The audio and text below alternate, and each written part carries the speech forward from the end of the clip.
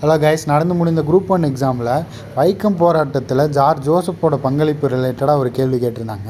So இதுக்கான points எங்கே இருக்குது அப்படின்னா, வெங்கடேசன் எழுதின தற்கால தமிழ்நாட்டு வரலாறு புக்கில் பேஜ் நம்பர் 327 வந்துட்டு இருக்குது. வாங்க பார்க்கலாம். கேரளாவை சேர்ந்த ஜார்ஜ் ஜோசப் வைக்கம் போராட்டத்தின் மூளையாக செயல்பட்டார். ஸோ இது வந்து கரெக்டான ஸ்டேட்மெண்ட். செகண்ட் ஒன் பாருங்கள். தீண்டாமை சிக்கலில் கிறிஸ்துவரான ஜார்ஜ் ஜோசப் கலந்து கொள்வதில் காந்தி கருத்து வேறுபாடு கொண்டிருந்தான்னு சொல்லி கொடுத்துருக்காங்க.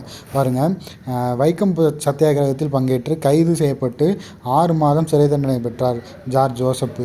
அப்போது காந்தி ஜோசப்புக்கு எழுதிய கடிதத்தில் இந்து அல்லாத ஒருவர் இத்தகைய இயக்கத்துக்கு தலைமையேற்பது சரியல்ல என்று எழுதினார். ஸோ அப்போ இதில் வந்து காந்தி வந்துட்டு இவர் பங்கேற்பதில் வந்து கருத்து வேறுபாடு கொண்டாருன்னா ஆமாம். ஸோ இது வந்து கரெக்டான ஸ்டேட்மெண்ட். நெக்ஸ்ட்டு, ஜார்ஜ் ஜோசப்பின் மார்பளவு சிலை மதுரையில் நிறுவப்பட்டுள்ளது. ஸோ இதுவுமே வந்து கரெக்டான ஸ்டேட்மெண்ட். நெக்ஸ்ட் ஃபோர்த் பாருங்கள்.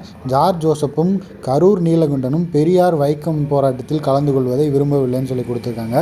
ஸோ இது வந்து தப்பான ஸ்டேட்மெண்ட். ஏன்னா இங்கே பாருங்கள், ஜார்ஜ் ஜோசப் தான் பெரியாரை வந்துட்டு வைக்கம் போராட்டத்தில் பங்கேற்கிறதுக்காக அழைச்சிருப்பார்.